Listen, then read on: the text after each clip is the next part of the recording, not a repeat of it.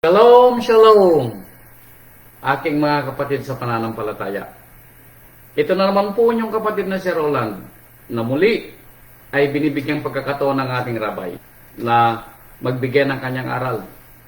At sana po tayo po ay inihanda ng rabay sa nakaraang 6 na araw na dinggin natin kung ano ang kanyang aral sa araw pong ito. Naway magkaroon po tayo ng kababaang loob at yung sinasabi nating busilak na puso na maunawaan natin ang kwento ng rabay. Dahil alam natin na sa pang-araw-araw na ginawa ng Ama sa ating buhay, ang lagi nating sinasabi tayo ay matuto sa mga naririnig nating aral. At nawa, muli, ang kapayapaan ng Ama sa pamamagitan ng ating Rabay Yeshua HaMashiach na namatay sa tulos ay mapasa atin. Kaya kung kayo po ay nakahanda na, katulad po ng ating laging sinasabi, ang maikling lapis ay mas mainam sa mahabang memorya. Ano po? Ang pamagat po ng ating kwento ay, alam nyo, maaaring napanood nyo na ito sa TV, lalo na dyan sa Pilipinas dahil mahilig kayo sa telenovela. Ang pamagat po ng ating aral ay When Life Gives You Tangerine. Now, bakit kaya itong kwento ng rabay? Talasahin po natin. Hayaan po natin ang kwento na papaliwanag niya sa atin, ang siyang magpaliwanag doon sa kanyang pamagat.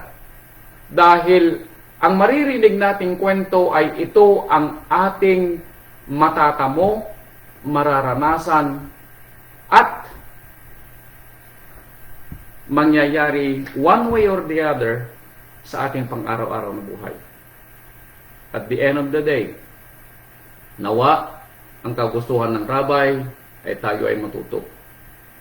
Hindi ito sana maging dahilan para tayo ay maghinanakit, kundi ang aral na maririnig natin ay parang ito yung buhay natin na sa pang-araw-araw na ginawa ng Ama.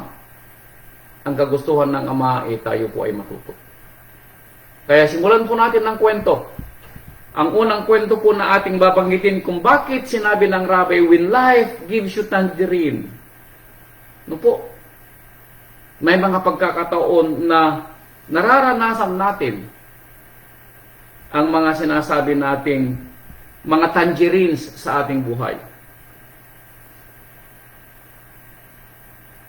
Simulan natin ng kwento dito sa aklat ng Genesis, chapter 37. Verse 3. Ito ay kwento ng isang binata noong kanyang panahon na tinaguri ang paborito ng kanyang ama. Mahal na mahal siya ng kanyang ama dahil siya ang anak ng kanyang ama mula sa kanyang pinakamamahal na asawa. Tama po kayo. Ito po ay kwento ng Jose. At may mga pagkakataon na sa ating buhay may mga panahon na tayo din naman ay paborito ng Ama. Pero hanggang saan yung ating sinasabing pagkapaborito? At mararamdaman pa ba natin yung ating pagkapaborito kapag tayo na po ay binabato na ng mga tangerines? Dito po sa aklat ng Genesis chapter 37 verse 3 ay ganito pong nasusulat. Minamahal nga ni Israel si Jose nang higit kaysa lahat niyang mga anak, sapagkat siya ang anak ng kanyang katandaan at siya iginawa ng isang tunika na may sari-saring kulay. Ano pong sabi niya? Sa lahat ng mga 12 anak na lalaki ni Israel o ni Jacob, si Joseph or Jose ang kanyang pinakapaborito. Maliban siya ay anak ng kanyang pinakamamahal na asawa, si Jose ay anak pa ng kanyang katandaan. Ano po? Dahil dito, verse 4, nakita ng kanyang mga kapatid na siya ay minamahal ng kanilang ama ng higit kaysa lahat niyang kapatid. Now, tama po ba ang pangyayari na mas higit ang pagmamahal ni Jacob sa kanyang anak na si Jose sa harapan ng kanyang natitirang 10 anak na lalaki? Sa atin pong mga magulang, ano po? Magtabi-tabi po tayo dahil baka maranasan natin ito na magkaroon tayo ng pag-iibang turing sa ating mga anak. at mangyari sa atin na mas mahal natin ang isa kumpara doon sa pangalawa. At ito'y nakikita ng pangalawa at magkaroon siya ng tinatawag na hinanakit dahil iba ang turing mo sa isang anak na pareho mo namang anak, kumbaga. At dahil sa nakita ng mga kapatid ni Jose yung turing ng kanilang ama, anong nangyari? Kinaputan siya ng kanyang mga kapatid at hindi nila mapagsalitaan siya ng payapa. Yun po ang karanasan ni Jose nung siya po'y nasa bata. Dito po'y binatilyo siya rito. At nakita niya yung pag-iinggitan ng kanyang mga kapatid dahil sa pagmamahal na ibinubuhos ng kanyang ama. Pero sa pangunawa ni Jose, siya po ang pinakapaborito. At sino nga ba naman ang hindi matutuwa kung ikaw yung anak na paborito ng iyong mga magulang? Makikita po natin na sa isang anak na nakakaranas ng pagkapaborito, makikita natin yung sinasabi nating pagkakaiba sa lahat niyang mga kapatid. Nawa, na makita natin yung kwento na hindi magandang ibinunga ang ipinakita ni Jacob sa kanyang mga anak na masigit niyang pinahahalagahan ang kanyang anak na Jose. Dahil sa kwento rito, naghinanakit ang kanyang mga anak at dahil dito, ibababa natin ang pagbasa sa verse 23 ng parehong talata sa 37. Dito sa verse 23, mababasa natin na dumating ang araw na nang si Jose ay pumunta sa kanyang mga kapatid. Anong ginawa sa kanya? Dahil isang araw inutusan ni Jacob si Jose na puntahan ng kanyang mga kapatid para alamin kung ano ang kanilang kalagayan. Pero nang makita nila si Jose, malayo pa lang ay nakita na nila si Jose. At sinabihan nila sa kanilang sarili, ito na yung paborito ng ating ama. Ito na yung paborito ng ating ama, sabi nila.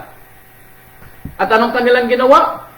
Hinugdan siya, meaning si Jose, sa verse 23, ng kanyang tunika na ginawa ng kanilang ama. Na tunikang may sari-saring kulay na kanyang suot. At kanilang sinunggaban si Jose at itinapon sa balon. At ang balon ay tuyo at walang tubig. Anong ginawa po nila? Pinag-isipan po ng masama ang kanilang kapatid na si Jose. Itinapon sa balon, kinuha yung tunika na ginawa ng kanilang ama. Pero hindi po natigil dito.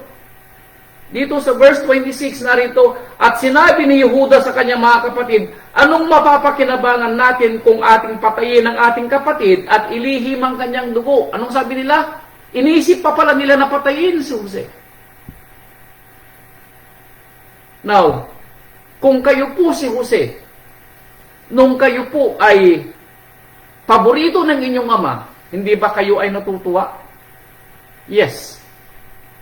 Pero nang dumating yung punto na kayo naman, o ikaw naman, ang pinag-initan ng iyong kapatid, maaalala mo pa ba yung pagiging paborito mo? Maalala mo ba yung kasayahan mo kapag ikaw na yung pinagdidiskitahan ng mga kapatid mo? Na walang mapagsusubukan si Jose. Bakit? Nag-iisa si Jose. Kontra sa kanya mga kapatid na lahat ay hindi pabor sa kanya. Kaya sabi niya rito, halika kayo at atin siyang ipagbili sa mga Ismailita at huwag natin siyang pagbuhatan ng kamay sapagkat siya ating kapatid at ating ding laman. At dininig siya ng kanyang mga kapatid. At nagsisipagda ng mga mangangalakal na mga Midianita at kanilang isinampa si Jose sa balon at ipinagbili si Jose ng 20 putol na pila at dinala si Jose sa bansang Ehipto. Ang dating paboritong anak na minamahal ng kanyang ama ngayon ay ipinatapon at ipinagbili sa bayang Ehipto para maging alipin. When life gives you tangerine. May mga panahon na nararamdaman natin na tayo yung paborito ng Ama. At natutuwa tayo sa mga araw na yun dahil nakikita natin na mahal tayo ng Ama. Yes, that is true. Pero may mga pagkakataon na pinapahintulutan si Amang Yahweh na mangyari din sa ating buhay na maramdaman din natin na tayo'y binabato ng tangerines. Yung tangerines na sinasabi ko, ito ay isang uri ng oranges. At kapag ito ay oranges, may tangerines na maasim at may tangerines na matamis. May mga puntong dumarating sa buhay natin, yung mga matatamis na bahagi. Yung tayo'y nagsasaya at wala tayong iniisip na anumang kapahamakan, no anumang mga paghihigbi.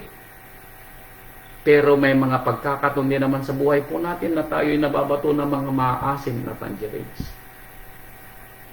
At ito yung panahon ni Jose. So si Jose po'y ibinenta mula sa pagiging paborito ng kanyang ama, ibinenta siya sa Ehipto at siya naging alipin. At yung kwento siya po ay naging alipin ng isang kapitan ng paraon. Pero dun po sa kwento, nakita natin na bagamat siya alipin, naalala ng ama, nabatuhin siya uli ng tangerines. Dahil hindi niya tinabayaan si Jose.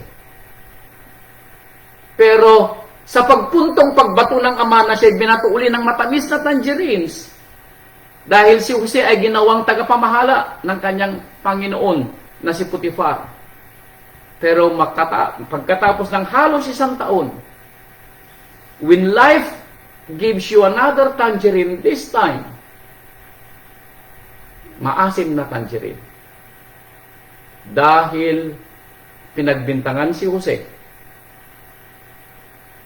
na pagsasamantalahan niya yung asawa ni Potifar.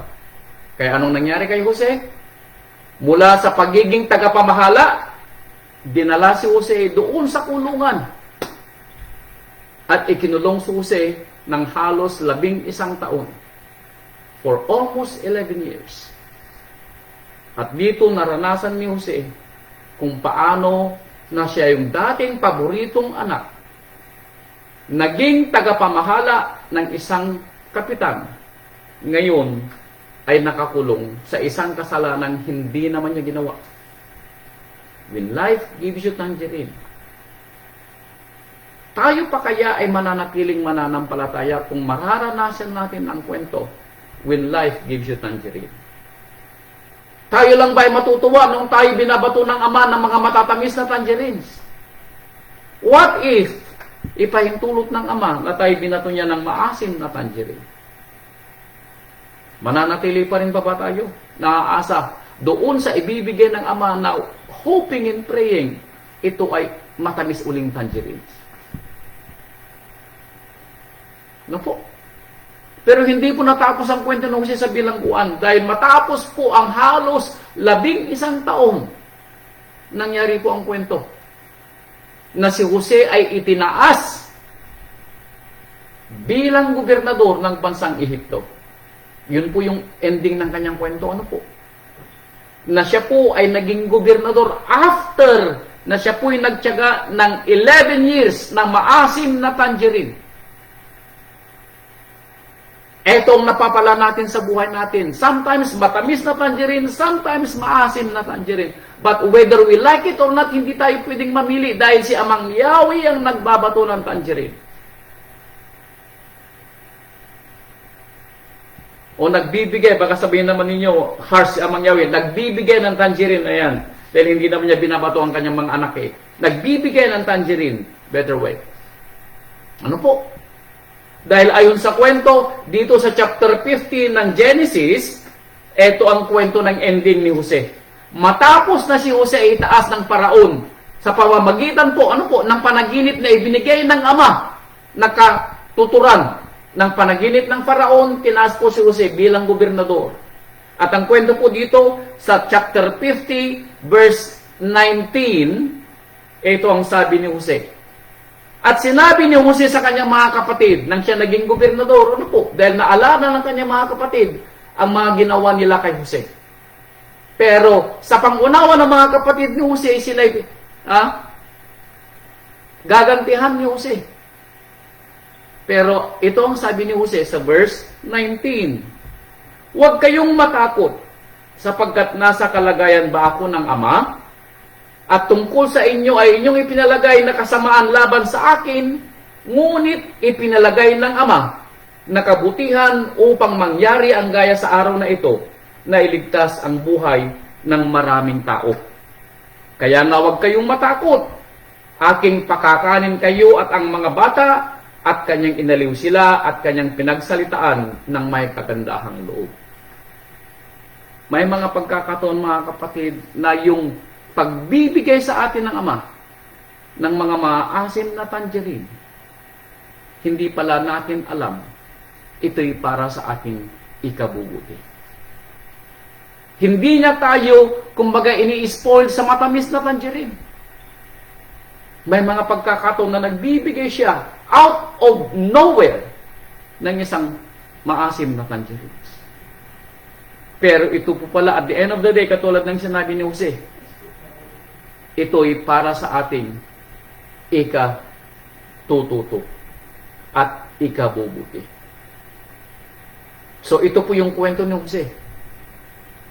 When life gives him tangerine. Naway tayo po ay matuto sa kwento ano po.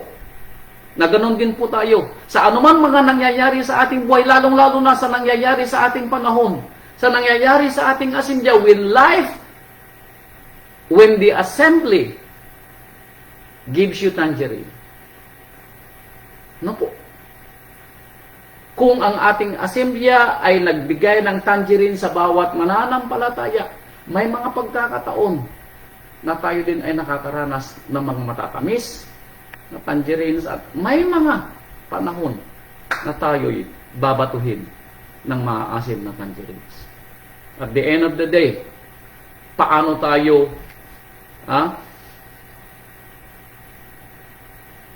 aasal sa mga natatanggap natin? Tayo ba ay magrereklamo dahil may dumating na maasim o tayo magpapasalamat?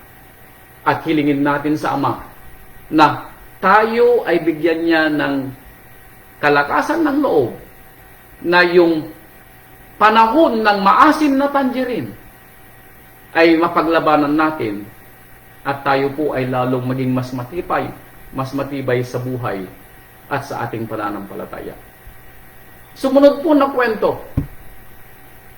Now, siguro maiisip nyo kung sino susunod na kwento.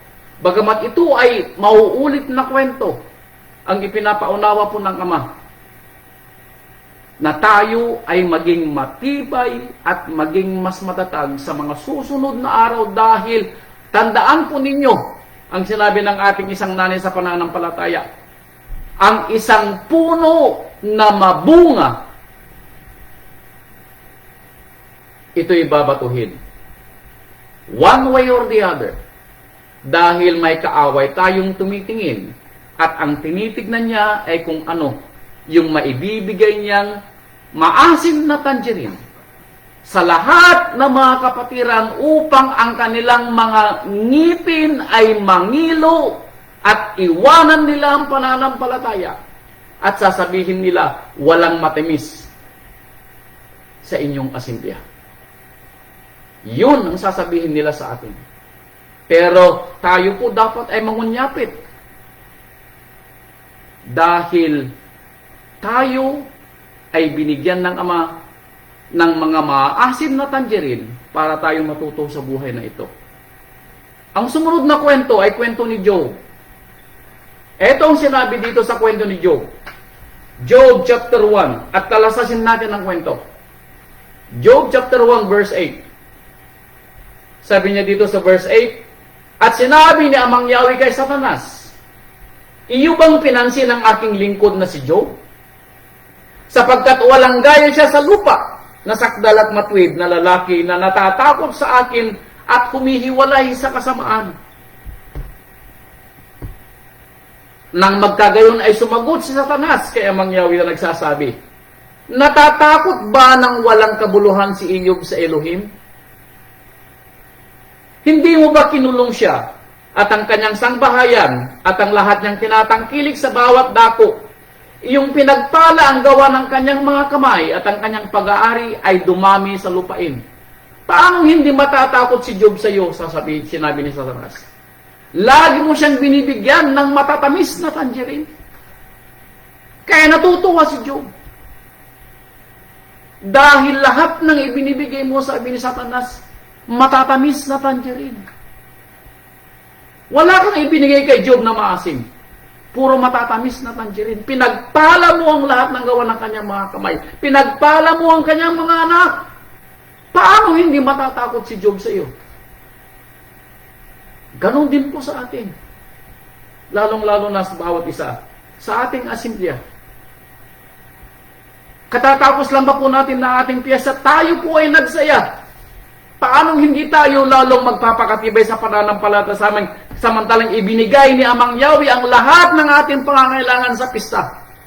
Lahat po'y natuwa. Umuwi sa lahat ng ating mga bahay na busog sa pagpapalang pisikal at sa pagpapalang espiritual, at sinabi pa natin sa ating mga sarili, sana maulit-uli ang ganitong pista. Tama. Yun po ay matatamis na tangerines. Ngayon, may nagbigay sa atin o may bumato sa atin ng maasim na tangerine na halos ang ating mga ngipin ay mangilo sa asin. Sasabihin ba natin, Amang Yahweh, ayaw ko na lang iyong pananampalataya. Bakit? Dahil hindi ko alam na meron palang maasim. When life gives you tangerine, anong sasabihin natin? Ito ang sabi ni Satanas, verse 11, ngunit pagbuhatan mo ng kamay si Job, galawin mo ang lahat niyang tinatangkilik at itatakwil ka ni Job. Ganon din po ba sa atin? Ganon din po ba sa atin?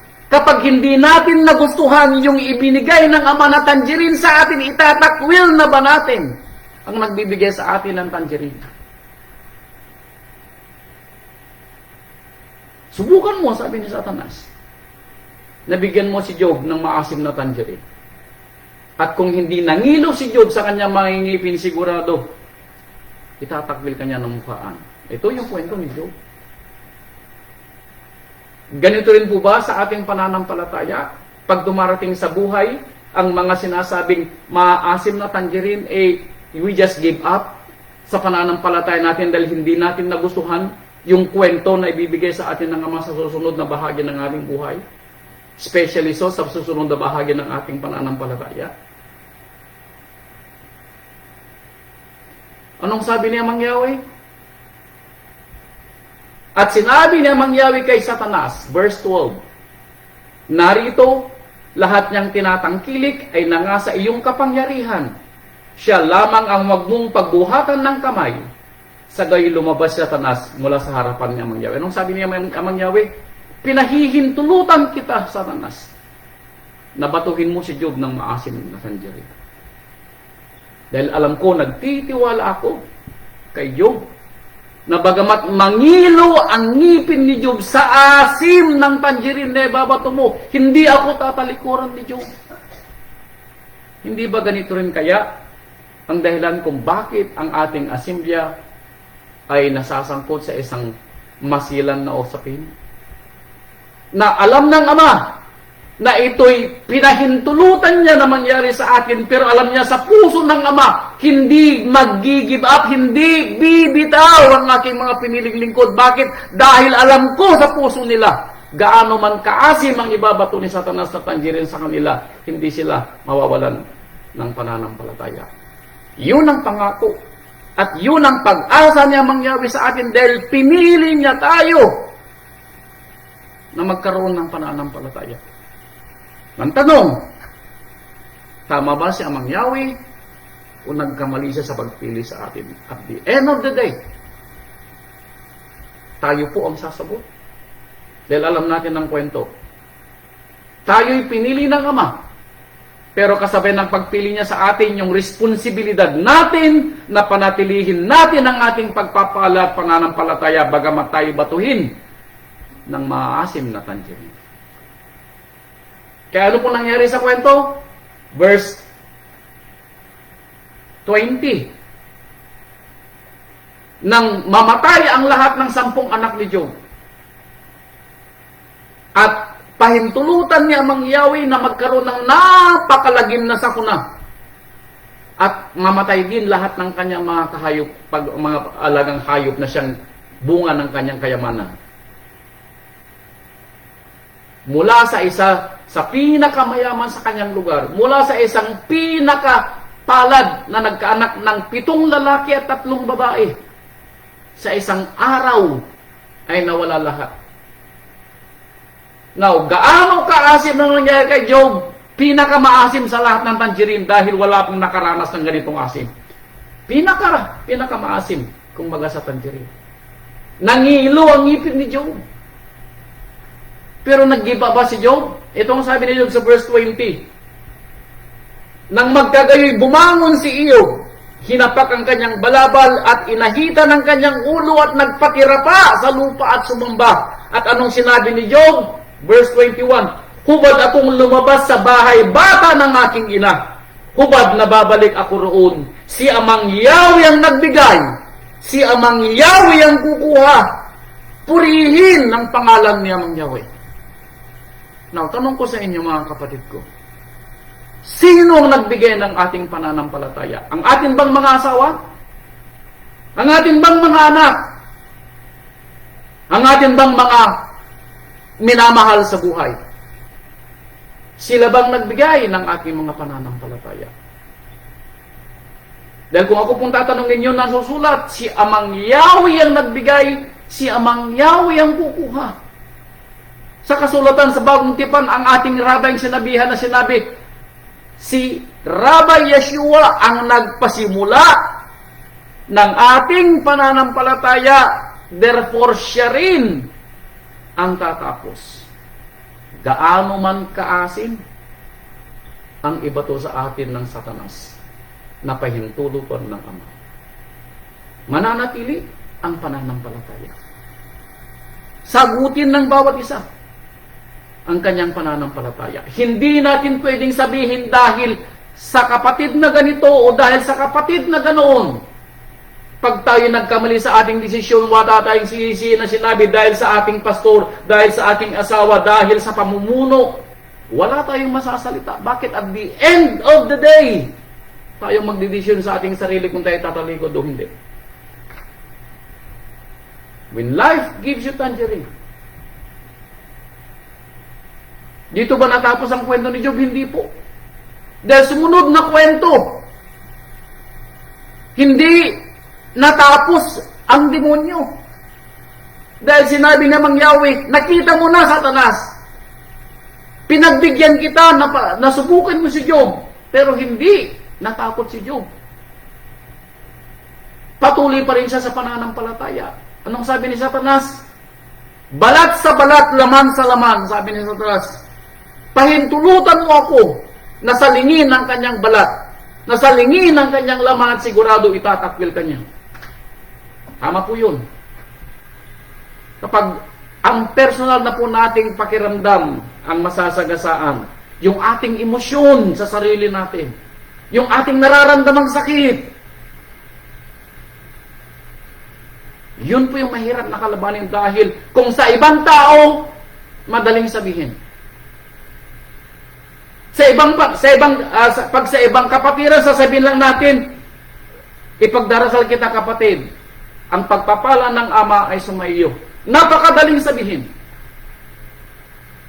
Pero kapag sarili mo na ang pinag-uusapan, parang kulang yung sabihing ipapanalangin kita kapatid.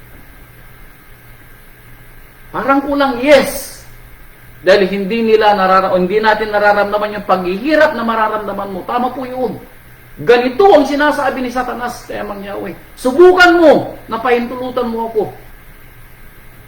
Pinahintulutan ba ni Amang Yahweh si Satanas? Yes. Nagkabukol si Job mula sa tuktok ng kanyang ulo hanggang sa sakong ng kanyang paa na nagnanaknak at hindi lang araw kundi buwan ang inabot. Pero anong sabi ni Job? Chapter 2 verse 10.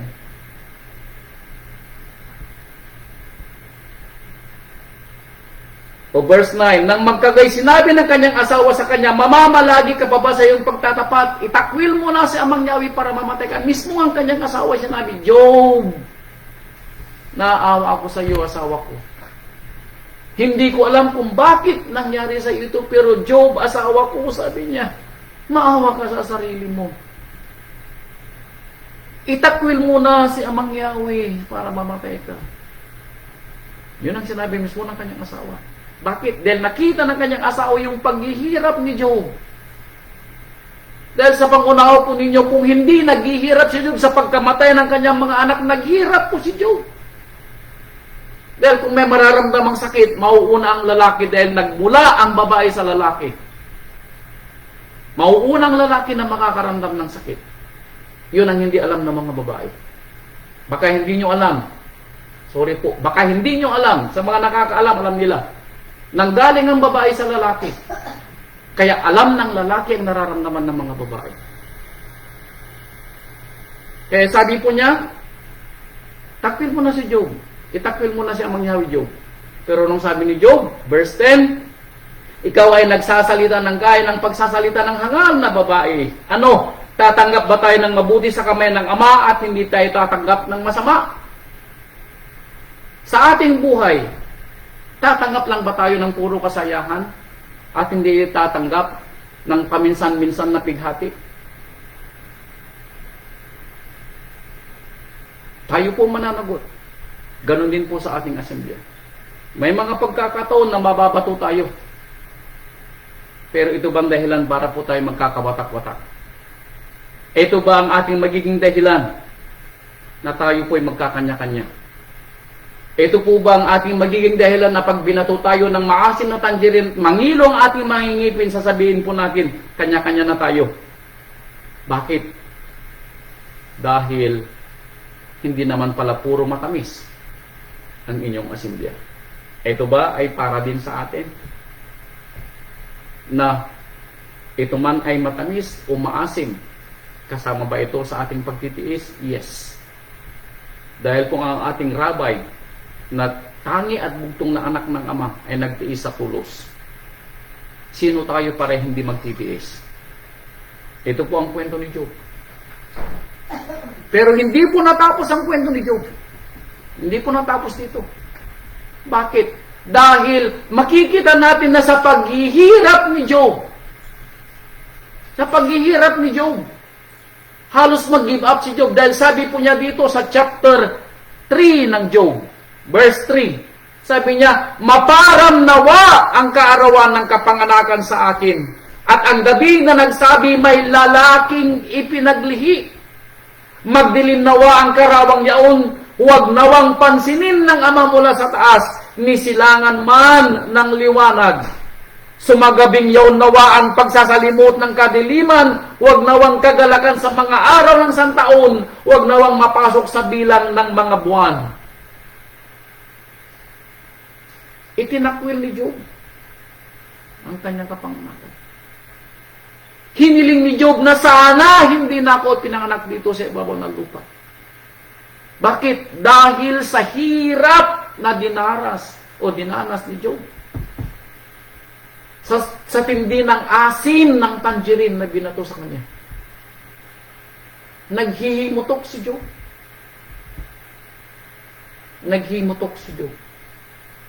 Now, ganun din ba sa atin paminsan-minsan? Yes. May mga pagkakataon na tayo din ay maghihimutok. Pero sa paghihimutok natin, sana huwag tayong magkasala. Huwag lumabas sa ating mga bibig ang mga bagay na hindi na natin mababawi.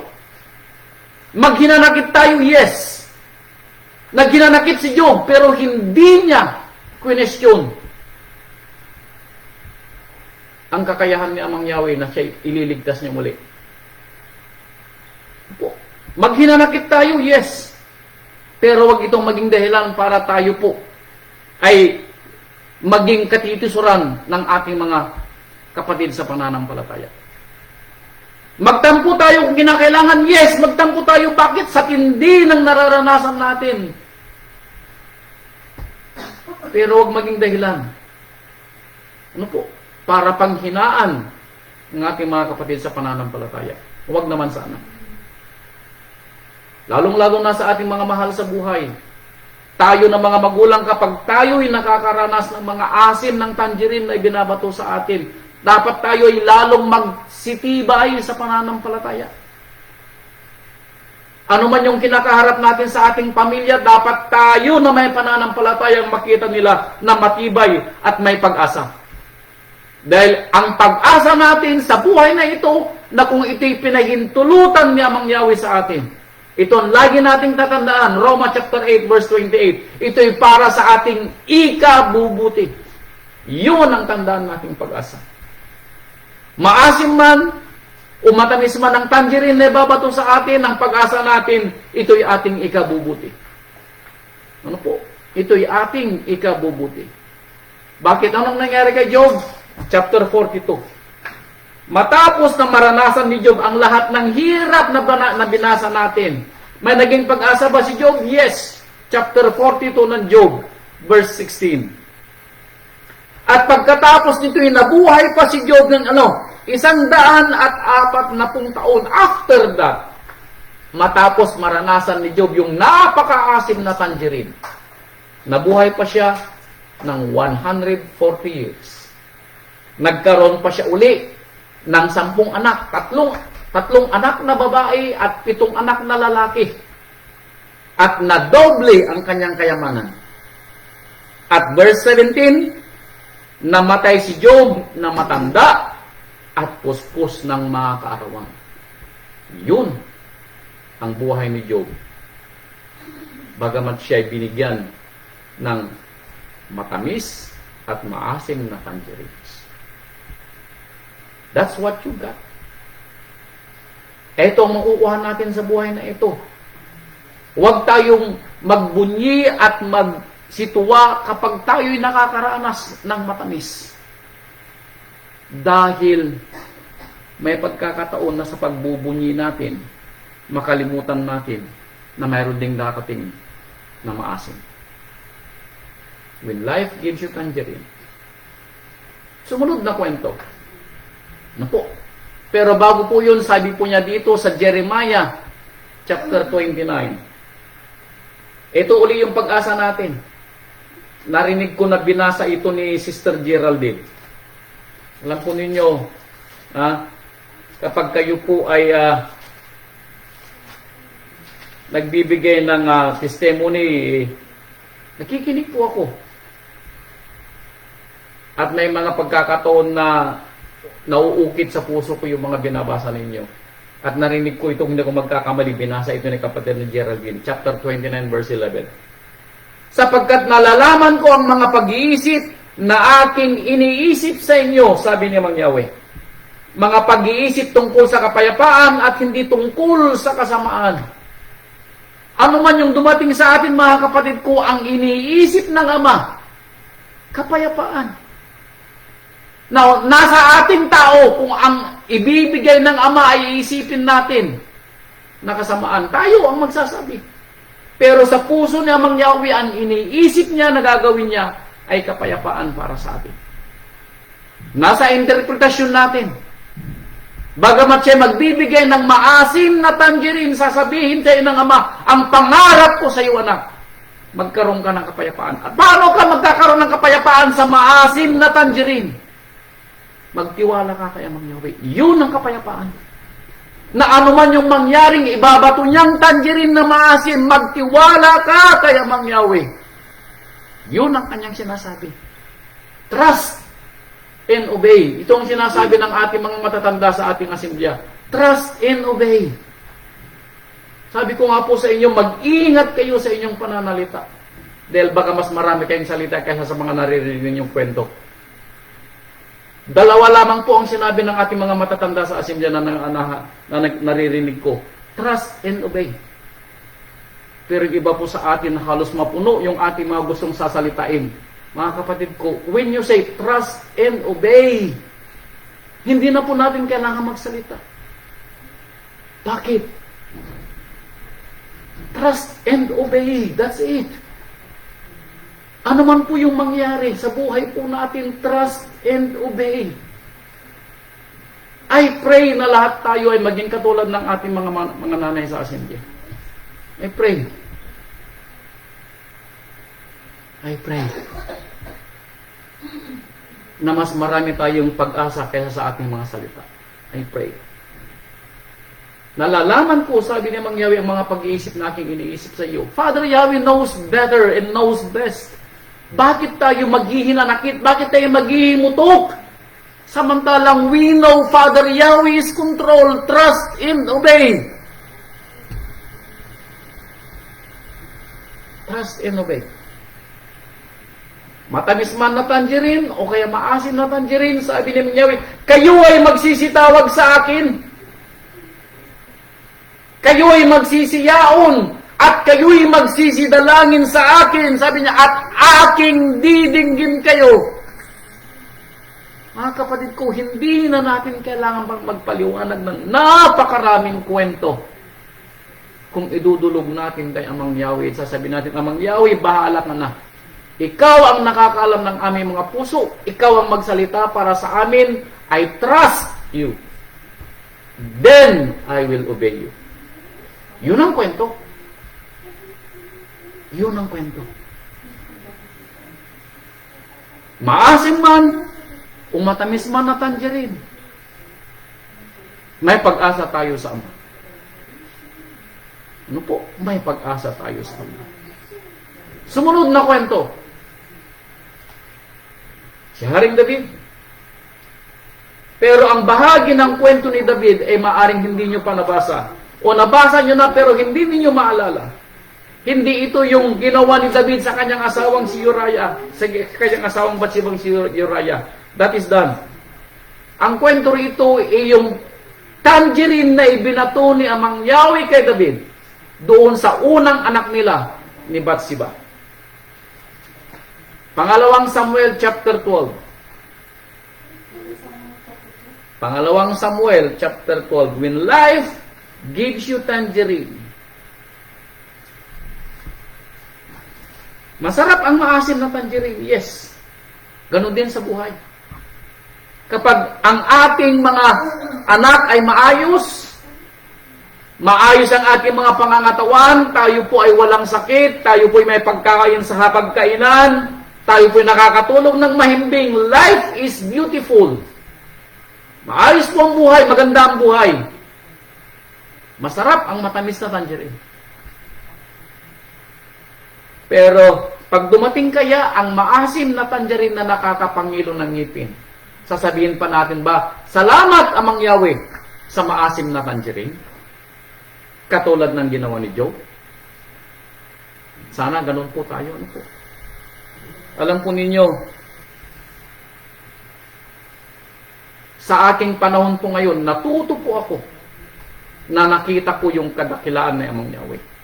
Nakita ko sa aming buhay, sa aming mga anak, na may mga pagkakataon na ako ay nagtatanong noon sa ating Ama pagkapag may mga dumarating na mga pagsubok. Pero ngayon, alam niyo po, this time sa aking pananampalataya, ano man pong ibigay na Amang Yahweh sa akin, ako pinagpapasalamat. Dahil natuto ako na kung ako'y magtitiwala sa Ama, this too will pass. Ang tangerine na babato sa akin, maasim man o matamis, ipinagpapasalamat ko na sa Ama. Ganon din po sana tayo, ano po. Sa ating mga anak, kung sila man po ay medyo pasaway, ipanalangin po natin, trust and obey. Sa ating mga asawa kung pasaway, sa ating mga hanap buhay kung minsan ay meron, kung minsan wala, sa ating mga hapagkainan kung minsan may ulam, kung minsan may wala. At sa ating pananampalataya sa asimblea, trust and obey. Ano po? Hindi tayo dinala ng Ama dito sa asimbleyang ito that the end of the day, tayo ay magkakagatan at maghiwa-hiwalayan dahil sa isang hindi pagkakaunawaan. Hindi po. Ganon ang iniisip ni Amang Yahweh. Tayo Ang gagawa noon, hindi si Amang Yahweh. Kaya tayo po ay mag-ingat, Baka po, tayo ay magkasala sa ating kaisipan at sa ating mga gagawin, makalimutan natin ang pag-asa na ibinigay ng Yahweh sa atin. Trust and obey. Sabi ni Jeremiah, kapayapaan ang aking iniisip sa iyo at mapayapang wakas. Ang wakas natin hindi dito sa lupa. Ang wakas natin is at the end of the day, makita ng Ama yung ating pagpapagal. Matuwa siya sa atin at sabihin niya sa atin, bagamat anak, binato kita ng mga maasim na tangerine, nagtiwala ka pa rin sa akin. Kaya halika, makisalo ka sa aking hapagkainan dahil ikaw ay mabuti at tapat na lingkod. Ganun po sana tayong lahat. Lahat po tayo. Yun ang ating pangarap. Sumunod na kwento ni David, chapter 12 ng pangalawang Samuel. Chapter 12, verse 13. Ito yung kwento ng kinuha na ni David, si Bathsheba, na asawa ni Uriah at pinapatay niya si Uriah. Ito ang sabi ni David. ni Nathan kay David.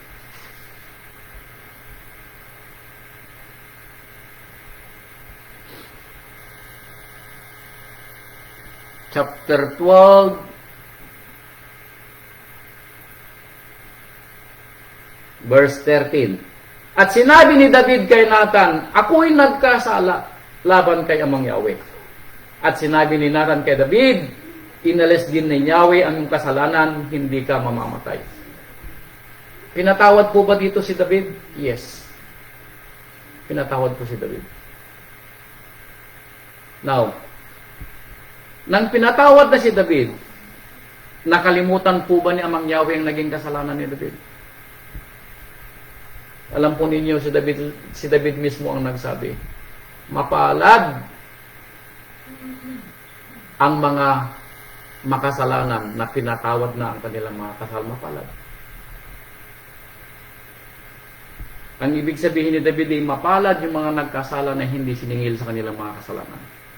Yun pong sinabi ni David. Bakit? Dahil bagamat pinatawad ni Amang Yahweh si David.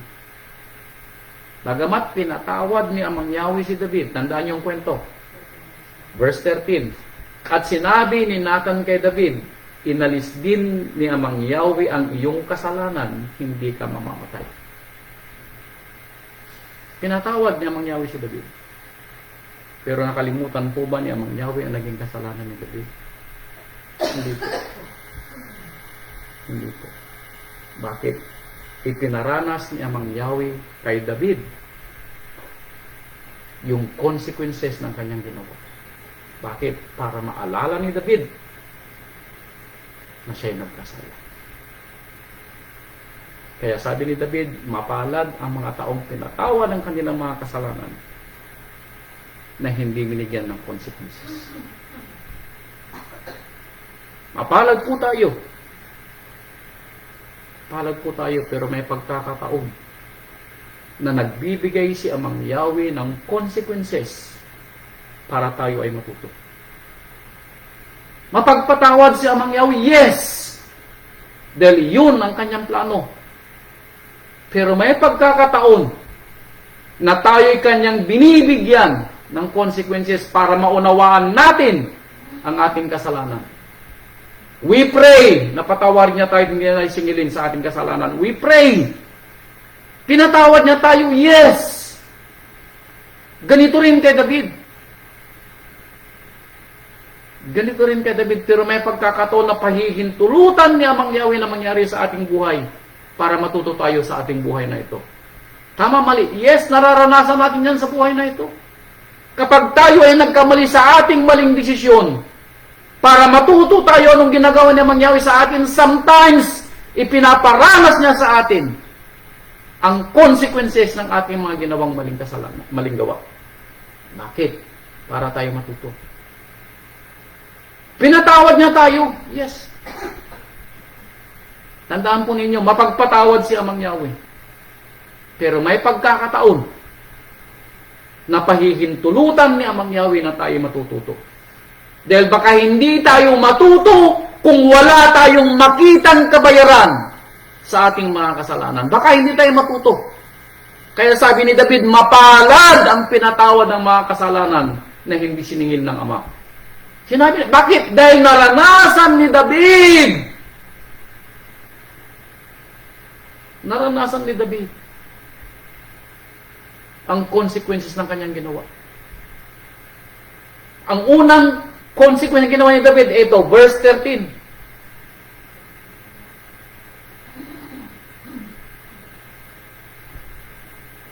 Verse 13 ba? Nung binasa ko verse 13.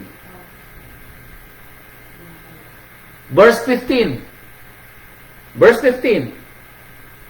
At si Nathan ay umuwi sa kanyang bahay at sinaktan ni Amang Yahweh ang bata na ipinanganak ng asawa ni Uriah kay David at totoong malubha. Ipinanalangin niya ni David sa ama ang bata at si David ay nag-ayuno at pumapasok at humihiga buong gabi sa lupa. Tandaan po ninyo, mapagpatawad si Amang Yahweh. Mapagpatawad.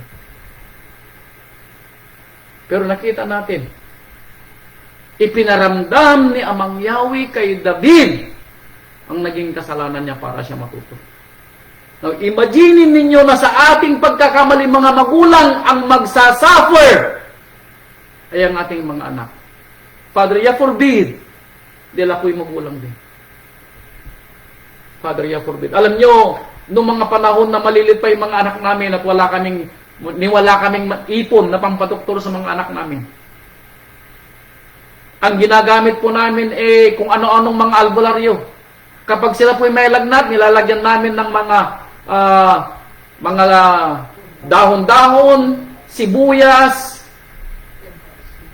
Sinusulat namin ang pangalan ni Amang Yahweh sa mga, anong tawag doon, darling? Mga barikas, mga lampin, itinatali namin sa aming mga anak. Tapal-tapal, bakit? Wala kaming pampagamot at ang lagi kong sinasabi kay Amang Yahweh, Amang Yahweh, sabi ko, ako na lamang ang magkasakit, wag lang yung mga anak ko. Dahil ako'y ama. Dahil ako'y ama. Yun ang pinatalahin ko palagi. Noong mga panahon na wala kaming pampagamot at umaasa lang kami kay Amang Yahweh, sinasabi ko, Amang Yahweh, ako na lamang po magkasakit. Wag lang yung mga anak ko. Now, imagine ninyo na dahil sa ating pagkakamali ng mga magulang ngayon, dahil sa pagkakamali nating mga pinuno ngayon, at the end of the day, ang mag-suffer sa ating mga desisyon ay ang ating mga anak. Dahil wala tayong ginawa. Yun ang ikinakatakot ko, mga kapatid ko. Dahil mga magulang din kayo. Kasalanan ni David. May kasalanan ba yung anak ni David dito? Wala po. Walang kasalanan yung anak ni David. Walang kasalanan yung anak ni David. Si David ang nagkasala pero pinatawad si David. Pero bakit ganitong nangyayari kay David? Dahil ipinaparamdam ni Amang Yahweh kay David ang kanyang naging kasalanan para siya matuto. Dahil nakikita maaari ni Amang Yahweh na hindi matututo si David kung hindi ipaparanas ni Amang Yahweh ang kanyang naging kasalanan. Ano pong nangyari? Nag-ayuno si David. Araw at gabi, hindi siya kumain. Nag-ayuno siya para sa anak niya. Napatawarin siya ni Amang Yahweh. Tayo magulang. At alam ko, lahat ay gagawin natin para sa ating mga anak. Nawang tanong, tayo ba ay matututo sa karanasan ni David? O hihintayin natin na makagawa tayo ng pagkakamali bago tayo matuto? Father, yan forbid. Hindi ba dapat nating ayusin yung mga bagay na kaya nating ayusin sa ating buhay ngayon upang hindi tayo magkasala at magkamali at hindi mag-suffer ang ating mga anak at the end of the day? Or hahayaan na lang natin na ganito ang kanilang magiging buhay? At the end of the day, baka tayo ang silihim.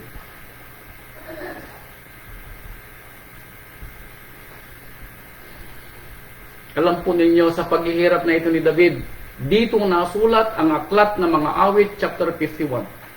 Bakit? Verse 17. At bumangon ang mga matatanda sa kanyang mga bahay at tumatayo sa sipin niya upang itindig siya sa lupa. Ngunit siya'y ayaw kahit kumain ng tinapay na kasalo nila. Inaaliw si David. Pero ayaw magpaaliw si David. Bakit? Dahil alam ni David na siyang may kasalanan sa paghihirap ng kanyang anak. Alam ni David yun. Bakit? Dahil si David ang nagkasala at alam ni David na pinatawad siya ni Amang Yahweh, pero alam ni David, siya pa rin ang dahilan kung bakit naghihirap ang kanyang anak. Ito ang kanyang kalagayan, kaya nasulat ang aklat ng mga awit chapter 51. Ito yung kwento kung bakit nasulat niya ang awit chapter 51. Ito ang sinabi niya sa awit chapter 51. Pinatawad si David, ano po? Pero tingnan ninyo ang paghihirap na ipinaranas ni Amang Yahweh kay David. When life gives you tangerine, naging hari si David, pinukul siya ng ama ng matamis na tangerine. Pinili siya ng ama na maging hari ng bahay ng Israel, pinukul siya ng matamis na tangerine. Pero nakalimutan ni David na may maasim na tangerine. Nakalimutan ni David. Nakatingin si Amang Yahweh. Nakalimutan ni David na hindi lahat ay matamis na tangerine. Kaya ang sabi niya dito sa awit chapter 51 verse 7.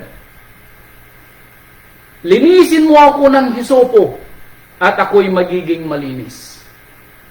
Hugasan mo ako at ako'y magiging lalong maputi kaysa niebe. Alam ba ni David na siya nagkasala? Yes.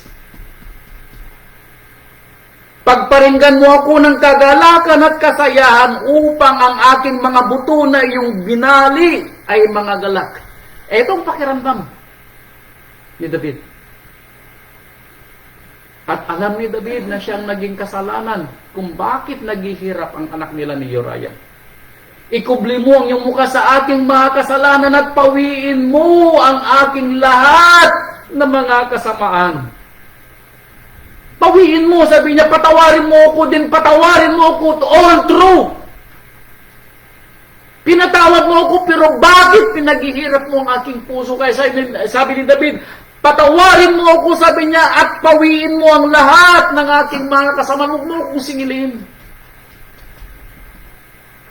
Huwag mo akong singilin namang Yahweh, sabi niya. Huwag mo akong singilin.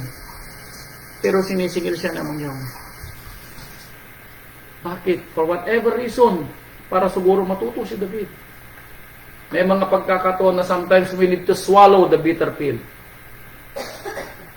Pag sinabi kong we swallow the bitter pill, tanggapin natin kung ano ang parusa na ginawa nating pagkakasala. Ayaw natin, of course. Pasalamat tayo kung tayo nagkasala at tayo pinatawad na hindi siningil. Pagpapatawad, marami si Amang Yahweh. Pagkatuto, baka yun ang ibigay niya sa atin. Baka nakakalimutan natin. Karapatan ni Amang Yahweh na patawarin ang ating mga kasalanan. At karapatan din ni Amang Yahweh na sometimes ipaparanas niya sa atin kung bakit tayo nagkamali upang hindi na tayo magkamali pa sa susunod. Matuto tayo sa ating mga pagkakamali. Natularan ng mga susunod sa ating mananampalataya. Dahil hindi tayo matututo sa ating pananampalataya at hindi natin maiwawas ang ating mga mali kung hindi tayo matututo. Hindi tayo matututo sa ating mga mali. Magsasuffer ang ating mga anak, probably, Father, ya forbid. Bilang magulang, Father, ya forbid. Inihingi ko sa Amang Yahweh aking mga kasalanan. At ako'y nagpapasalamat at pinatawad ako ni Amang Yahweh. Ang aking hinihingi na lamang huwag sana akong singilin ni Amang Yahweh. Huwag sana akong singilin. Pero kung ako man ay singilin niya, Father Jah, forbid, makayanan ko. At huwag ang aking mga anak. Huwag ang aking mga anak. Huwag mo akong paalisin sa iyong harapan at huwag mong bawiin ang iyong banal na espiritu sa akin. Imagine niyo na halos hindi nararamdaman ni David nung panahon niya ang espiritu ng Ama. Likhain mo ako ng isang malinis na puso at baguhin mo ako ng isang matuwid na espiritu sa loob ko. Hindi natin ito mauunawaan kung hindi natin alam ang consequences ng ating mga kasalanan. Hindi natin alam. Hindi natin alam. Hindi natin alam. We pray na tayo po ay matuto. When life gives you tangerine, anong ginawa kay David? Nang mangyari, verse 18, ng ikapitong araw na ang bata ay namatay. Namatay, yes, yung anak nilang una ni Uriah. Natakot ang mga lingkod ni David na sasayin sa kanyang bata ay patay na, sapagkat kanilang sinabi, narito, samantalang ang bata ay buhay pa, tayo ay nakikipagsalitaan sa kanya. Hindi siya nakinig sa ating tinig. Gaano nga kaya ang ibabagabag niya pag narinig niya napatay na ang bata? Yun ang kinakatakot ng mga lingkod ni David. Dahil kung nung buhay ang bata na may sakit, halos ayaw na niyang kumain. Hindi halos, ayaw na niyang kumain. How much more kapag siya'y patay na, sasabihin natin baka mas grabe ang gawin ng ating hari. Kaya natatakot sila. Nasabihin kay David na patay na. Pero tignan po ninyo ang kwento. Kung paano naramdaman ni David ang pagpapatawad ng Ama. Verse 19, ngunit nang makita ni David na ang kanyang mga lingkod ay nagbubulong-bulungan, nahalatin ni David na patay na ang bata. At sinabi ni David sa kanyang mga lingkod, patay na ba ang bata? Patay na po. Anong ginawa ni David? Umiyak ba si David? Naghinagbis ba si David? Hindi. Ito ang matutunan natin kay David. Bumangon si David, naligo, nagpahid ng langis at nagbihis ng kanyang suot. At anong ginawa niya? Pumunta siya kay Amang Yahweh. Naparoon siya sa kanyang bahay at siya'y kumain. Anong ginawa niya sa bahay ng Amang Yahweh? Siya nagpasalamat. Bakit? Naramdaman niya na pinatawad na siya ni Amang Yahweh. Kinuha ang anak niya, yes. Pero naramdaman ni David na pinatawad siya. Dito po natin makikita kung minsan nagpaparamdam si Amang Yahweh sa atin kung paano natin bibigyan tugon ang ibinibigay na tangerine sa atin. Dahil sa ginawa ni David na hindi niya tinanggap na negatibo ang pagpatay ni Amang Yahweh doon sa anak niya kay Bathsheba, kundi nagpasalamat pa si David. Bakit? Natapos na ang paghihirap ni David. At dahil doon, anong nangyaring kwento? Anong nangyaring kwento? Verse 24. Ito ang kwento, verse 24. At inaliw ni David si Bathsheba na kanyang asawa at lumapit sa kanya at sumiping sa kanya. At anong nangyari? Natuwa ba si Amang Yahweh? Yes. At siya'y nanganak ng isang lalaki at tinawag niya ang kanyang pangalan na Solomon, na minahal siya ni Amang Yahweh. Kita niyo ang kwento.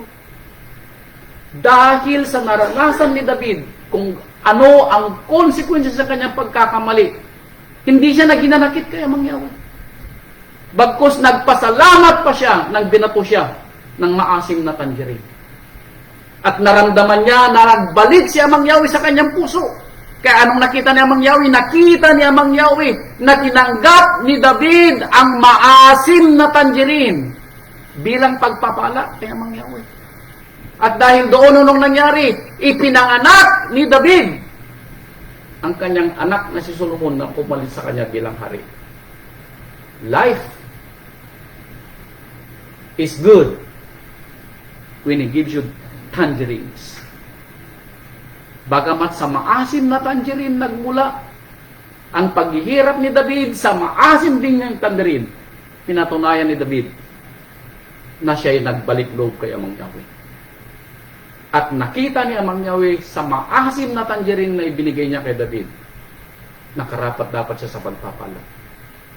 Kaya ipinanganak si Solomon na kanyang sumunod na ginawang hari pagkatapos ng kanyang lingkod na si David.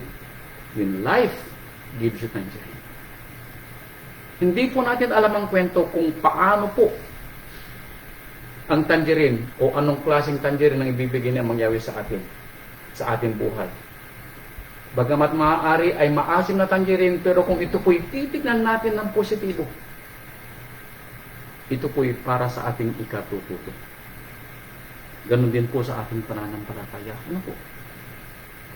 Huwag po nating tingnan yung negatibong paraan ng mga ipinahihintulot ni Amang Yahweh. Tignan natin yung positibong paraan para tayo matuto sa ating pagkakamali. Po. Sumunod na kwento. Now, nagsabi ko nga sa inyo, kung meron akong pinakapaboritong kwento rito sa Biblia, ito yung kwento na ito. At ito'y alam ng asawa ko. Di ba, Darlene? Sumunod na kwento na tangerine. May isang mag-anak na mahal ni Amang Yahweh at sila nakatira sa bayan ng Yehuda. Pero dumating ang araw na yung matamis na tangerine ay winihold ni Amang Yahweh at siya nagpadala ng maasim na tangerine. At dahil sa maasim na tangerine, nagkaroon ng gutom sa kanilang lugar. At ang mag-anak na ito ay lumipat ng lugar at pumunta sa Madyan. Nang sila'y pumunta sa Madyan, sila po ay buo. Yung babae, yung asawa niyang lalaki, at meron silang 2 anak. Life is good. Ano po?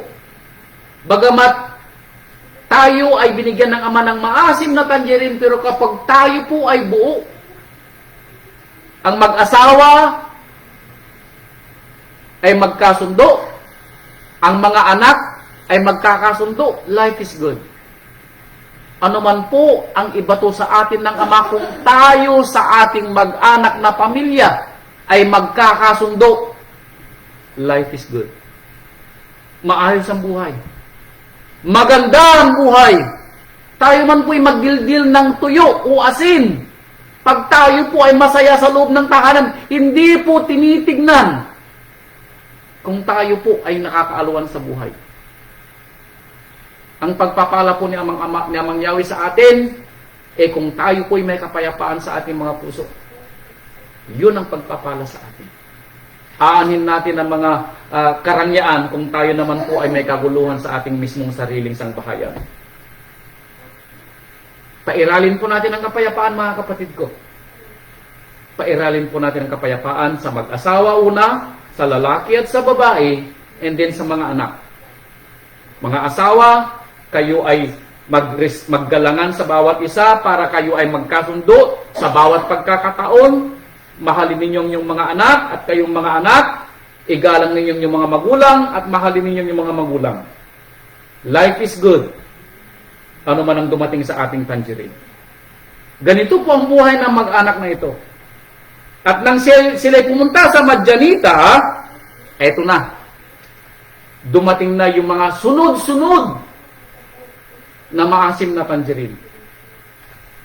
Namatay yung asawa ng babae.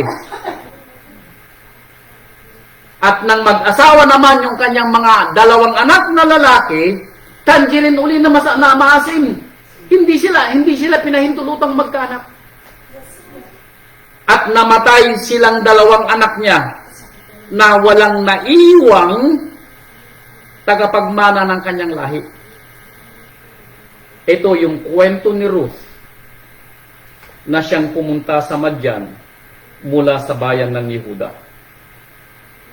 So, ang kwento po natin ang kwento po ni Ruth na isang nananampalatayang ina asawa ni Elimelech, isang lalaki mula sa angkan ni Yehuda,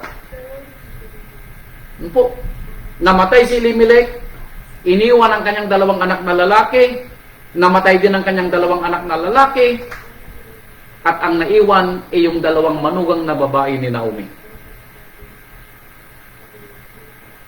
At dahil dito, mula sa pangingibang bayan sa Madyan, sa aklat ni Ruth, yung binabasa kong kinikwento sa inyo, naisipan ni Naomi na bumalik.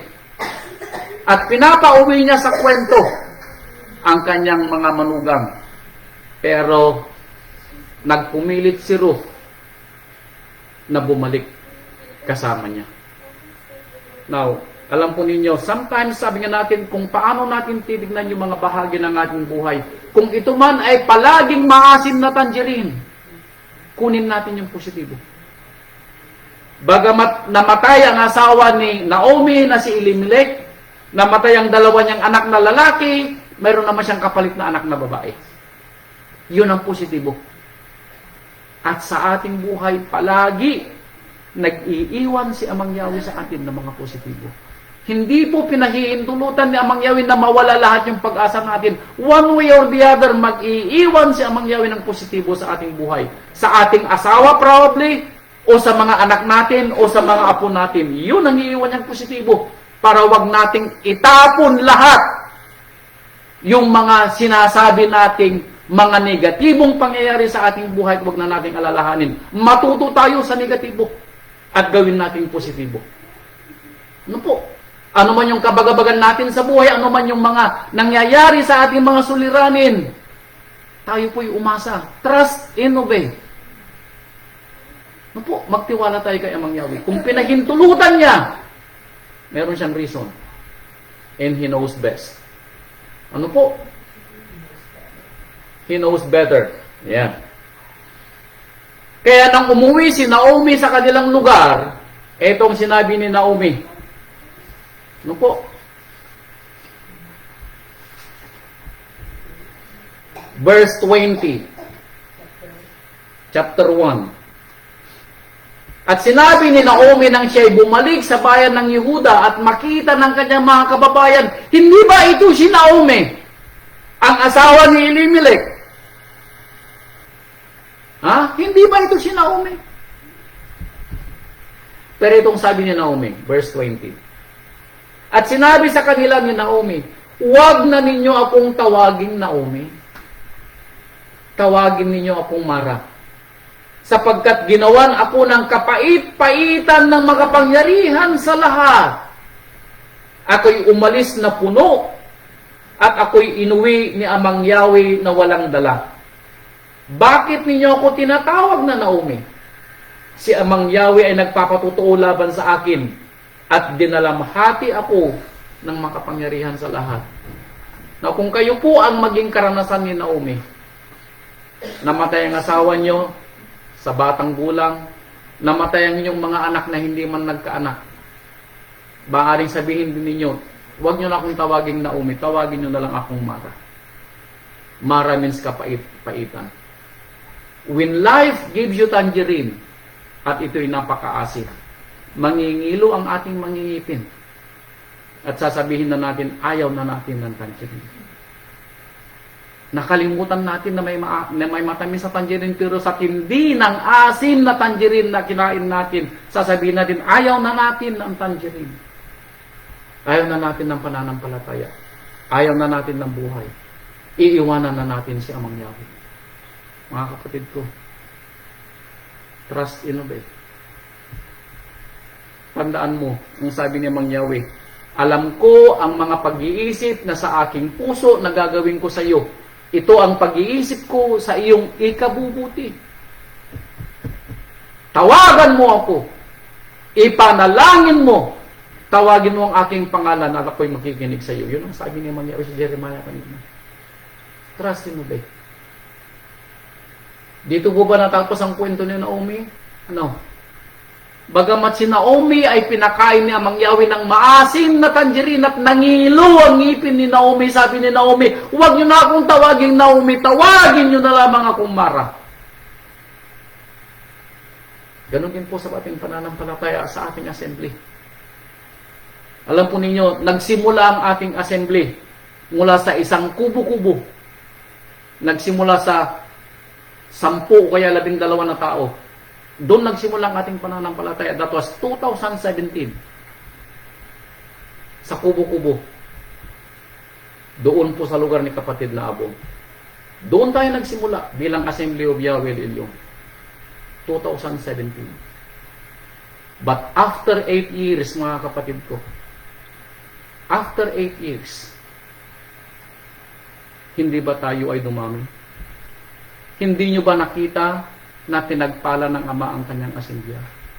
Hindi ba natin naramdaman ang pagpapala ng Amang Yahweh sa bawat isa? Hindi ba natin naramdaman na dito sa pananampalatayang itinayo ng Rabay ay may pagmamahalan, kapayapaan at pag-asa?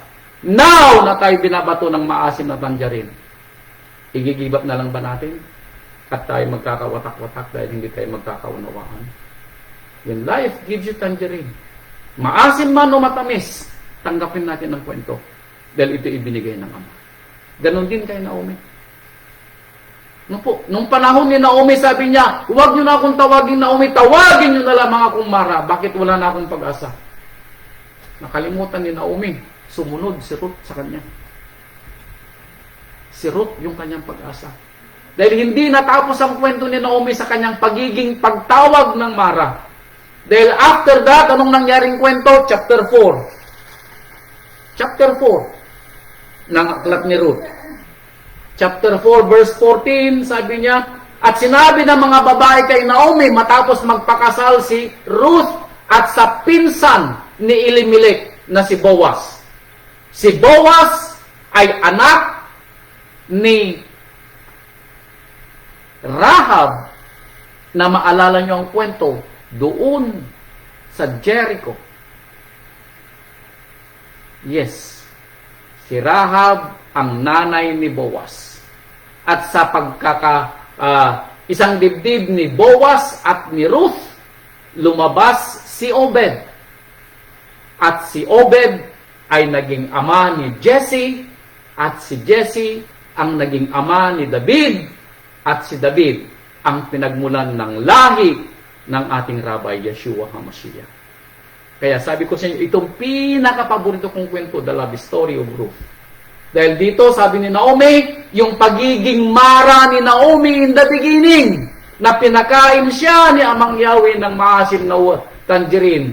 At the end of the day, binigyan siya ni Amang Yahweh ng napakatamis na tangerine at pinakamatamis sa tangerine na tinanggap ni Naomi. Bakit? Verse 14, at sinabi ng mga babae kay Naomi, pagpalain ka nawa, Naomi, ni Amang Yahweh, na hindi ka binayayaan sa araw na ito, na mawalan ng malapit na kamag-anak at maging bantog nawa ang kanyang pangalan sa Israel. Siya ay magiging sa iyo ay isang tagapagsauli ng buhay. Sa lahi niya, sabi ng kanyang mga kabayan, tagapagsauli siya ng buhay. Nangyari ba yung sinabi nila? Yes! Nangyari.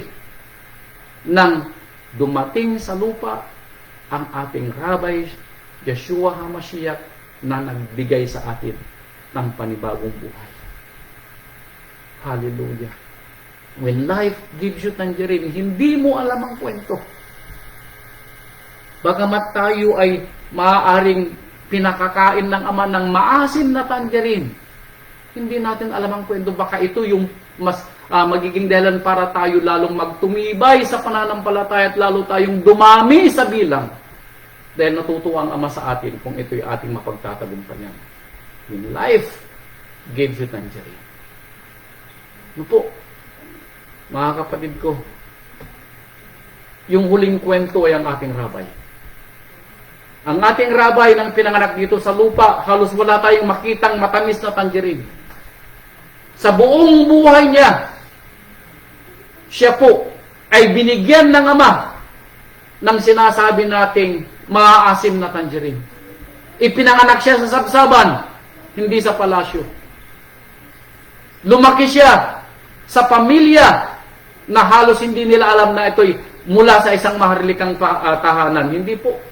Lumaki siya sa isang payak na tahanan at mas gusto niya maging payat. Bagamat ito'y payat, ito naman ay punong-puno ng pagmamahal. Nang siya'y nagsimulang mangaral, siya po'y kinamuhian ng kanyang mga mahal sa buhay, mismo sa kanyang sariling bayan, siya po ay hindi tinanggap bilang propeta. When life gives you tangerine, mismo nga ating mga mahal sa buhay ang magsasabi sa atin, hindi kita kakilala. Darating ang araw na yun na tayo'y pagkakanulo ng ating mga mahal sa buhay dahil sa ating pananampalataya. Kung tayo ay pinahayagan na sa ating pananampalataya, mayroon sa atin, baka sakali, mayroon sa atin ang makaranas ng ganitong pagsubok sa pananampalataya. Mga kapatid ko, wala pa po sa atin ang nagbubo ng dugo, katulad ng sinabi ni Saulo. Kung ngayon pa lang, napakasimple pa lang ng ating pag-uusapan, ang dami na nating sinabing kwento. Kung ngayon pa lang, pinag-uusapan pa lang natin ang isang bagay na kumbaga hindi pa ganun kaselan at hindi pa ito dahilan ng ating sinasabing tayo ay magpapadugo sa ating pananampalataya at hindi na tayo magkasundo. Abay mga kapatid ko, kung sa maliit na bagay, halos magkagatan na tayo. Paano na po pag dumating ang punto na kapag tinanong tayo sa ating mga kapatid na hinahanap dahil sa kanyang pananampalataya, ipagkakanulo kaya natin o ipagtatanggol natin? Ngayon pa lamang po ay hindi na tayo magkasundo sa maliit na bagay. Paano tayo magkakasundo sa mas malaking bagay? Kung pinapairal natin ang ating mga emosyon, wag naman po sana. Ano po? Matuto po tayong makinig sa reason. At hilingin natin uli sa Ama. Tandaan niyo uli, hilingin natin sa Ama. Trust and obey. Huwag nating dinggin lang ang sarili nating pagkatuto. Huwag nating dinggin ang sarili nating pangunawa. Trust and obey. Dinggin natin yung maliit na tinig, yung banayad na tinig na siyang kumakausap sa atin. Huwag yung maingay nating salita. Huwag yung maingay nating kaisipan na ang dami nating gustong sabihin. Pero dalawa lang ang hinihingi ng ating Ama. Dalawa lang po. Trust and obey. Ang rabay po binato ng napakaraming tangerine. At nasulat sa Isaiah 53 kung gaano kadami yung kanyang tinanggap na maasim na tangerine. Isaiah 53.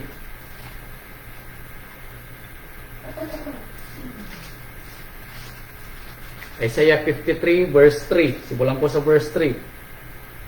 Siya'y hinamat at itinakwil ng mga tao.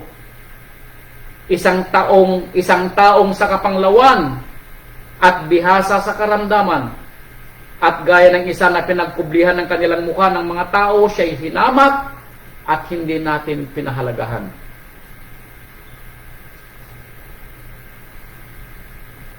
Tunay na kanyang dinala ang ating mga karamdaman at ginala ang ating mga kapanglawan. Gayon may ating pinalagay siya na hinampas at sinaktan ng Ama at dinalamhati.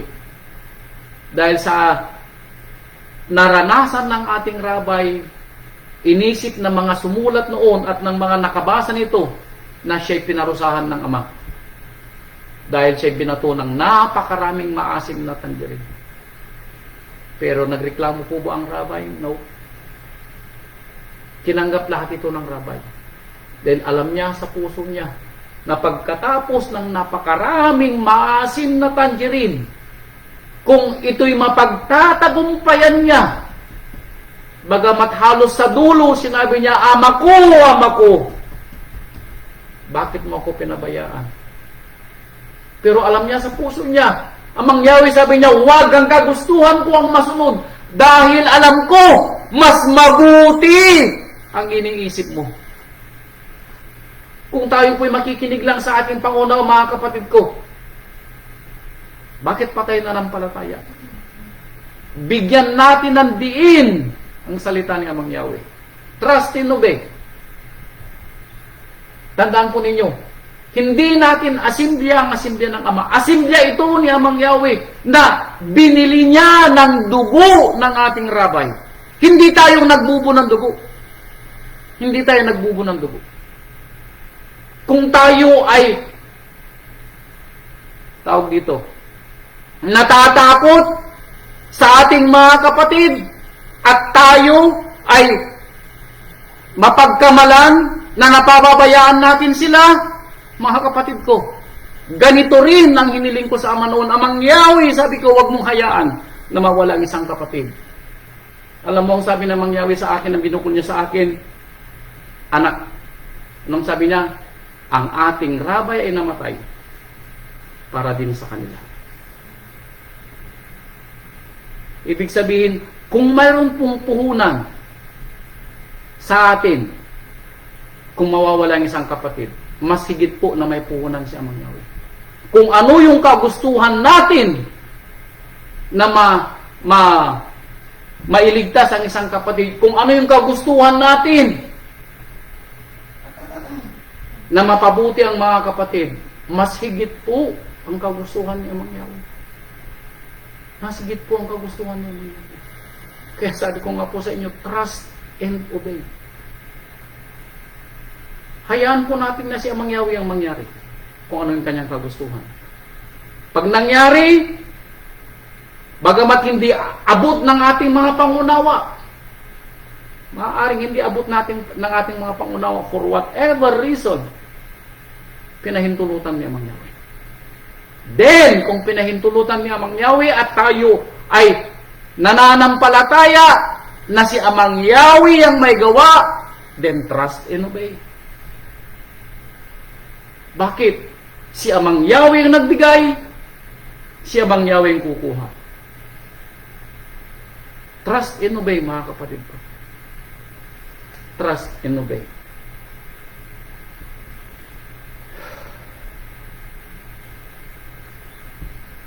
Huling talata ko na po dito sa Hebrew. Hebrew chapter 5. Sa ating pong buhay, mga kapatid ko, at sa higit sa ating pananampalataya, magtiwala po tayo sa Ama. Yun lang po ang tanging nating pag-asa. Dahil kung tayo po ay mag-iisip para sa ikatitiwasayan ng bawat isa, hindi po tayo makakatulog. Ganun po yung aking pakiramdam noong una. Halos hindi ako nakakatulog. Iniisip ko palagi yung mga kapatiran. Lalo na kapag may mababalitaan ako na hindi maayos. Hinihiling ko kay Amang Yahweh, tulungan mo po sila. Ang lagi niyang sinasabi sa akin na kanyang inilalagay sa puso ko, trust and obey. Yun ang lagi niyang sinasabi dahil wala ako sa lugar nila. Pag mag-aalala ba ako, may magagawa ako? Wala. Kung hindi ako magtitiwala at susunod, may magagawa ba ako sa aking pag-aalala? Wala. Andito ako sa Amerika, andyan kayo sa Pilipinas. Ano mang hirap ang dinaranas ninyo, hindi ko kayo nakikita. Ako'y mag-aalala, pero anong magagawa ko? Maliban sa ako'y mananalangin, at kayo ay aking ilalagay sa kanyang kamay, then I will trust and I will obey. Yun ang aking magagawa. Ganon din sa ating mga anak, mga kapatid ko. Pag wala ang ating mga anak sa ating mga tabi, ano bang magagawa natin sa kanila? Tayo ba'y mag-aalala na hindi na tayo makakatulog sa pag-aalala kung anong nangyayari sa kanila? Hindi po. Hindi natin pwedeng gawin. Kaya nga may salita, trust and obey. Pray for them. And then leave it like that. Ibigay natin kay Amang Yahweh ang kanilang buhay, at tayo magtitiwala at tayo susunod sa kanyang salita. Yun ang ating magagawa, mga kapatid ko. Ganito rin ang ginawa ng ating rabbi nung siya po'y pinagpupuko ng napakaraming maaasim na tangerine. Ito ang sabi dito sa Hebrew. Hebrew chapter 5 verse 7. Na siya sa araw ng kanyang laman, ang ating rabbi, ay naghandog na mga panalangin at mga daing na sumisigaw ng malakas, na lumuluha doon sa may kapangyarihan makapagligtas sa kanya sa kamatayan. At siya'y dininig dahil sa kanyang banal na takot. All we have to do is pray. Hindi po natin kailangan makipagtalo. Hindi po natin kailangan magpaliwanag. We pray. Nabasa niyo ang kwento ng rabbi nung siya inaalipustahan. Siya pa'y ipinagtanggol pa niya ang kanyang sarili. Hindi binuksan ng rabbi ang kanyang bibig para ipagtanggol ang kanyang sarili. Bakit? Dahil siya nagtitiwala doon sa nagpadala sa kanya dito sa lupa. Trust and obey. Trust and obey. Bagamat siya'y anak, gayon may natuto ng pagtalima sa pamamagitan ng mga bagay na kanyang tiniis. Kung ang anak na makapangyarihang nabuhay dito sa lupa, nagtiis at natutong sumunod, tayo pa kaya? Tayo pa kaya? Tayo pa kaya? Bagamat siya anak, natuto siyang sumunod sa pamamagitan ng mga bagay na kanyang tiniis. Mga kapatid ko, ulitin ko ulit. Kung tayo ay nag-aalala sa isang kapatid, mas na nag-aalala ang ating ama dahil nagbubo ng dugo ang kanyang anak. Nagbubo ng dugo ang kanyang anak, mga kapatid ko. Nag-aalala tayo sa ating mga anak, yes. Pero trust and obey. Ibigay natin ang ating mga anak sa ating ama. Ibigay natin ang ating mga mahal sa buhay sa ating ama. Ibigay natin ang ating mga kapatiran na kayo'y nag-aalala sa mangyayari sa kanila. Ibigay nyo sa Rabbi Yeshua ang kanilang buhay at pagtitiwala. Ibigay nyo sa Rabbi. Trust and obey.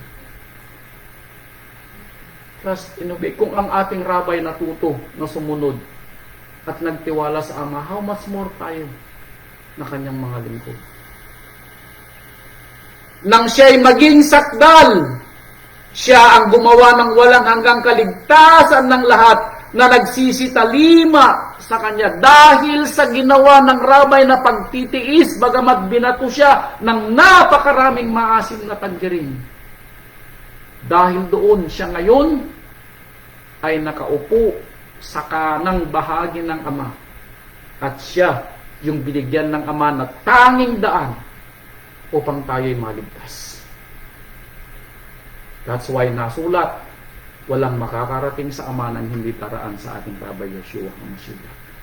Siya ang nagsabi na siya ang daan, ang katotohanan at ang buhay at walang makakarating sa Ama nang hindi dadaan sa Kanya. Yun ang Kanyang naging pagpapala nang siya'y binato ng napakaraming maasim na tangerines. When life gives you tangerine, mga kapatid ko, trust and obey. Ano po? Ito po ang aral ng ating rabay, mga kapatid, and I pray na tayo po ay may natutunan. Nawa, tayo po ay magpakumbaba sa ating mga emosyon sa pag-uusap po natin bukas po ng umaga dito sa Amerika, mamayang gabi po ninyo dyan. Gabayan po tayo ng ating rabay. Alam po ninyo, hindi ko alam na ganito yung magiging kwento ng ating aral. Pero ito po yung binigyan niya ng aral sa atin para tayo siguro ay matuto sa ating gagawing pag-uusap bukas ng gabi. Na I pray na mamayani ang pagkakaisa at pagmamahalan at kahinahunan ng bawat isa. And we pray na ang ating rabay ang kumagit na po sa atin. Salamat po sa inyong lahat, mga kapatid. Purihin ang ating Amang Yahweh. Purihin ang ating Rabbi Yeshua HaMashiach. Salamat po at magandang tanghali. Magandang tanghali. Hallelujah. Salamat po. Hallelujah. Tayo po'y manalangin, mga kapatid.